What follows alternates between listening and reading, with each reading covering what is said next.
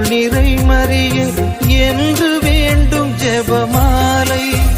பிள்ளை குரல் கேட்டு அன்னை விரைந்து வந்து அரவணைக்கச் செய்யும் ஜெபமாலை. அரவணைக்கச் செய்யும் ஜெபமாலை.